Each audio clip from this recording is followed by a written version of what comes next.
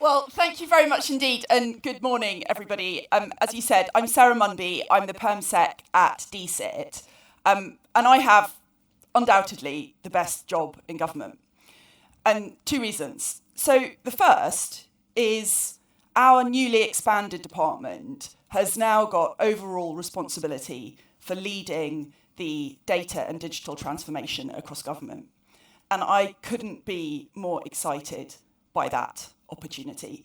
It's an opportunity to make incredible improvements in people's lives across the UK, and I hope also make the environment for civil servants and public servants better as well. It's a mission that I think every single one of us in this room is incredibly passionate about, and I'm really excited to help lead. It's worth saying, by the way, that it's not just me who's excited. We've also got a very excited Secretary of State about this agenda. I'm not sure you've had a cabinet minister so excited about data for quite some time. So I think this is a huge moment for all of us, with an enormous amount of political sponsorship from the top to make a real difference for citizens. So I hope that today is, something that can really help us take the next steps, building on all of the fantastic stuff that's been done over the last years and decades on this agenda to help us get to the next level. But if that's one reason why I have the best job in government, the other reason I have the best job in government is I'm literally paid to think about the future. What does it mean? Where is it going? How is technology going to change people's lives? Not just in the near term, but the medium and long term as well. And I think that's an incredible privilege and luxury. And I thought I'd start there, because at the moment, as I look into my very professional crystal ball, I see quite a lot of clouds. It's a murky picture. I think everyone, doubtless many speakers today and in every other similar conference happening, around the world, public sector, private sector, whatever the audience, everybody is very confident getting up and saying we are on the brink of an AI revolution. Probably. I think that's basically right. But I think our ability to describe what that revolution really looks and feels like is actually pretty poor. And I think, by the way, that's inevitable. When you're in a sort of pre-revolution society, your ability to describe the revolution is usually quite poor. And if I look back, for example, at how the internet has changed the global economy and society, I don't think we knew at the beginning the things that we would be dealing with now. And indeed, from a policy perspective, it feels like we're currently sort of catching up on some of the things that you wish you might have done earlier in the sequence. So it's all very well saying revolution, yes, but really what that means, I think is something that will only be known as it plays out. And by the way, will be shaped by people like you. But it's not just that revolution that was sort of sitting somewhere at the, you never quite know when the revolution began, do you? That's only obvious in hindsight, where people start telling you it was the spinning jenny. They didn't know when they were doing the spinning jenny what they were unleashing. It's not just AI. If you look even just a tiny bit further out, and it's really not very long, especially when you think about the timescales of some of the work that we do, that takes quite a long time. It's quite a lot of work involved. Quantum, it's just around the corner. There's a series of technologies relating to biology. We talk about engineering biology as one of the priority technologies for government, but I think that sort of is part of a broader family of biologic technologies that are going to have potentially equally revolutionary effects. And both of those, I think, again, there are some certainties. We know that quantum cryptography is going to have really profound implications, but I don't think we know, really, the picture of what our society and economy will look like sort of as these technological revolutions really emerge. And I don't think that's ignorance or stupidity or lack of thought or lack of work. It's fundamental to what it means to be standing in front of technology-driven change at an enormous scale. Now, you may say, Sarah, what does all this have to do with data?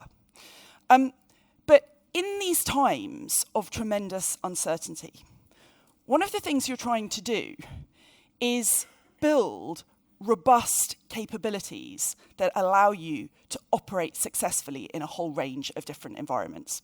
Because the idea you can predict the future and then kind of make your exact path towards it, I think, is for the birds.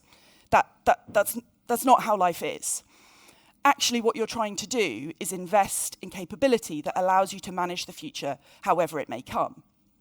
And all of these technologies that we've just talked about are fundamentally underpinned by data. And that means that both in order to capture the opportunities from them, we need to have a really fantastic data capability. But if I may, a really robust, serious data capability is also one of the critical ways that we mitigate against the threats that some of these technologies bring. You know, a really obvious example of that is we have a huge challenge at the moment in people's minds and in reality about the kind of biases that we see through the use of artificial intelligence. How do you deal with, for example, the representation of underrepresented minorities? What does that look like? How do you handle that? No one has the sort of technological answers to that. And some of that, of course, is in the world of algorithms. But a lot of it is in the world of data. And the same is true of almost any of the kind of substantial risks I sort of look at in the sort of the technology-driven bit of our national risk register. So whether you're one of the people who gets up in the morning to go after the tremendous opportunities, or whether you're a worrywart and you're thinking about the threats, I think as we face this environment of tremendous and inevitably uncertain technological change, investing in the capabilities that we know will serve us, regardless of how these technologies evolve, is utterly critical. And if you started thinking about what those capabilities are, if you started with that question, what do we know we're going to need? What do we know is going to be important in every single scenario? I think you would put data at the very top of your list. So in that sense, looking from a sort of, I'm not sure it's really a bird's eye view, it's more like a sort of astronaut's eye view on the situation, data is certainly vital. But I thought I'd sort of bring it down to something, a little bit closer to home, although still pretty broad, which is the political moment that we find ourselves in. So it's always, I know we've got lots of civil servants and ex-civil servants in the room. There is nothing more exciting than a new government, of whatever colour. And one of the things that this government has come in and put absolutely at the top of their list is the idea of mission-driven government. And really big challenges that not just central government, but the whole of the public sector and the whole of the country need to get behind in order to kind of meet the standards that have been set by the Prime Minister and the Cabinet. And if you start with kind of what is the job of, right now, what is the job of all of us, my team and beyond, it's to think about those missions and how we make sure they are achieved. So I think it's allowed to say that kind of perhaps sort of first among equals, at least from my department's perspective, is the mission around economic growth. And unlocking the data potential of the UK is totally critical for economic growth. And there's a whole sort of series of things one could say about that. There's an incredibly fast-growing kind of data economy here in the UK. It's sort of like zooming up the charts in terms of a percentage of GDP. The data-enabled economy, the economy that relies on data, of course, is so much larger. Indeed, I'm not even sure it really makes sense as a question anymore to ask how much of our economy or how much of our economic growth is enabled by data. It's kind of all of it. It's sort of, It's such a broad function of enablement that I sort of start to think that those statistics are increasingly becoming kind of meaningless.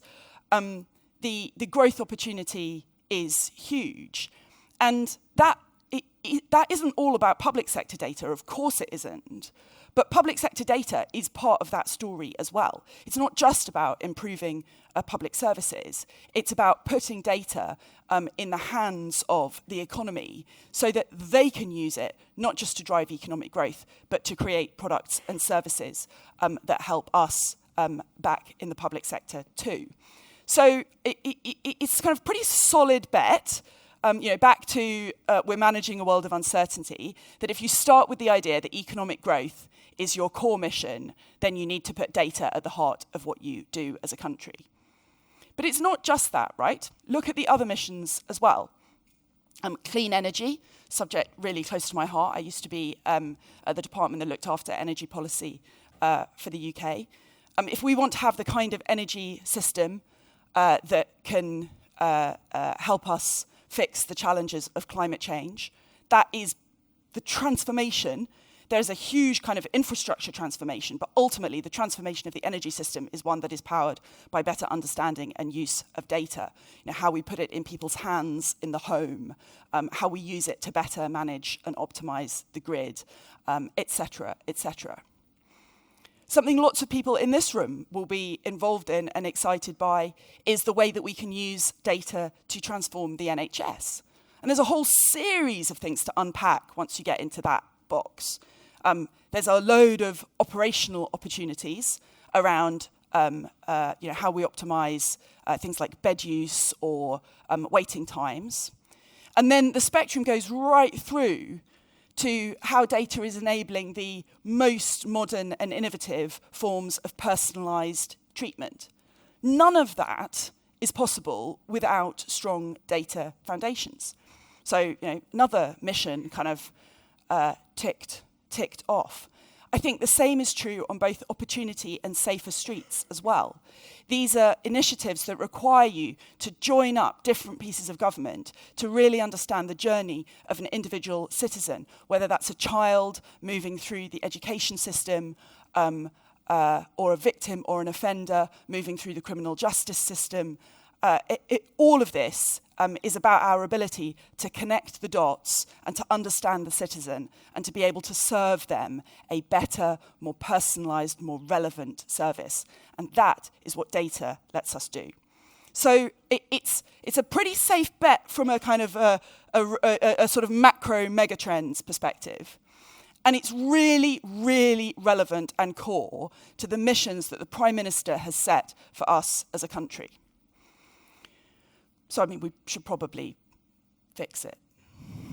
But as all of you know, it's not very easy. And I thought I'd just sort of spend a moment in the challenges section and talk a little bit about that and how I see that.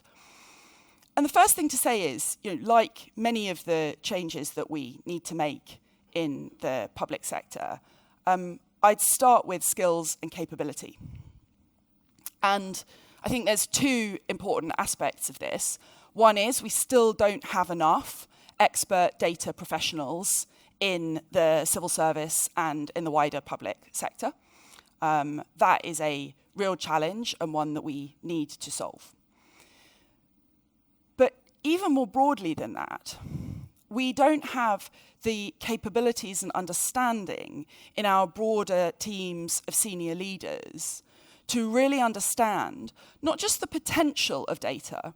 I think that we're not there, but we're sort of a decent way along the path on that. Actually, sort of the data hype is quite good. I think people kind of know this is a thing. They know they need to do something about it. It feels important. They can see the opportunity. Their ministers probably asking them quite difficult questions about AI and how they're going to use that. So the sort of the core demand for thinking that this is a thing we need to do something about, more to go, but we've made a lot of progress on that.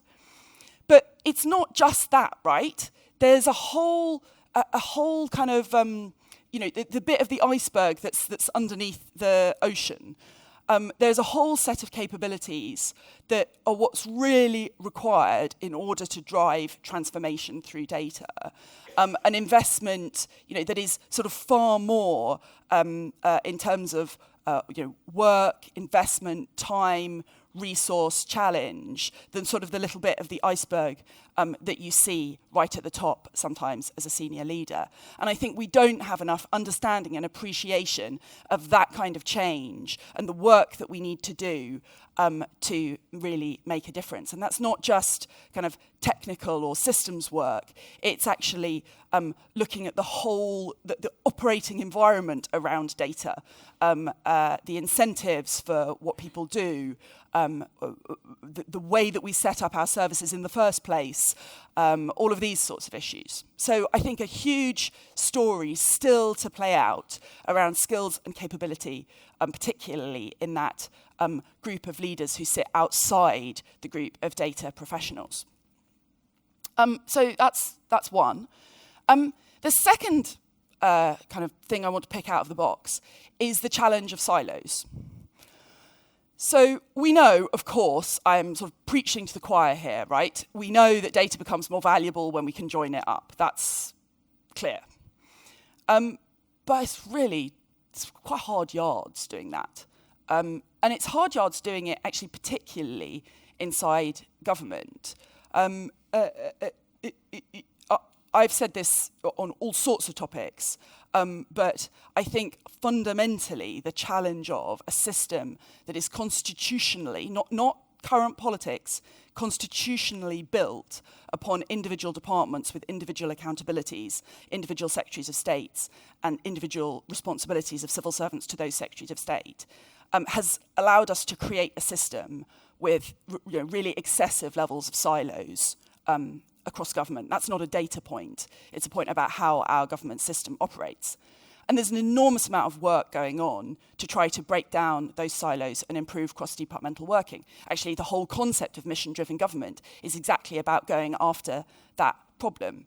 But it really manifests when we're talking about data. I mean, it can be hard enough to sort out data sharing and connecting different elements of data within one department, let alone when you get to multiple departments. But if we want to understand and follow the citizen and deliver those enhanced, personalised, relevant services, it's a must-do. So I think more to do on silos within central government. Now let's get to the challenge of the wider public sector. If you think it's difficult to share data between two departments, let's get to the problem of trying to share data in both directions, by the way. I think this is all kind of a mutual exchange with local government, even more broadly with the NHS. We do a lot of that already, but there's a lot more to go after. Like, huge prize on the table, but hard to get. And as I mentioned before, I don't think it's just about the public sector either, actually. This is also about making sure that we can release data to allow the private sector to innovate. And I would say this as the person who leads the science department, to allow researchers to do their work and to help us, genuinely advance the frontier of human knowledge. So I said earlier that we got a Secretary of State who was really excited about data. I'm sure you've seen that we've been set as one of the core priorities for the department in the coming months and years, the creation of a national data library. I think it's really important to say that needs to get at all of those challenges. But we're going to have to go piece by piece. But B, it's back to the point about the kind of the underlying change that will be required in order to deliver something like that. It's definitely not, I haven't sort of got the vibe of like, it's okay, we can just sort of like get the shovels and the bricks and the concrete out and build you a library. It doesn't, I think it is a lot of work to be done on the foundations as well.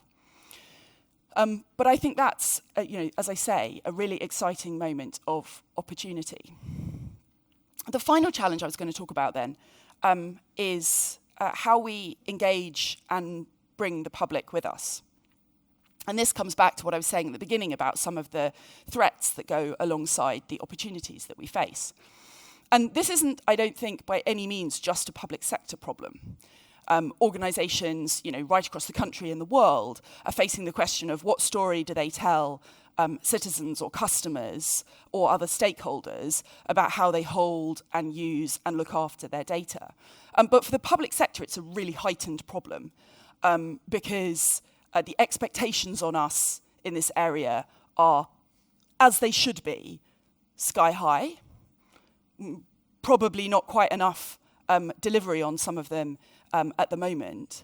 And the risk that we carry, not just on the behalf of our own organisations, but on behalf of the whole public sector and the whole economy, like mistakes that we make in this arena have a kind of knock-on effect far beyond ourselves, much more so than if you're sitting in an individual private sector company. The public sector needs and has to, in all sorts of arenas, think about risk differently. And that ability to maintain public trust is going to be completely vital to many of those applications that we have talked about. I mean, in health data, it's really live. What we do makes a big difference to the permissions that people give us to use and handle their data, but it's a much broader problem than that. That's just a kind of acute manifestation of it. So, I think my parents always taught me not to run away from hard problems because it's the hard problems, from which you get the most impact. And public sector data is definitely in that category. The impact is huge, not just for the citizen, but also for the economy. The UK is in a fantastic place to take advantage of this opportunity. We've already got not just the third largest data economy in the world, but the third largest data sort of pool in the largest sense in the world. Actually, there's a whole series of things about the way our kind of national structure works. The sort of over-centralised UK, which has all sorts of disadvantages, actually puts us in a strong position to access many of these opportunities. There is absolutely no reason why we cannot be world-leading on this agenda. I think it's incredibly exciting. But the work is real. It requires, grit and grind to get this done.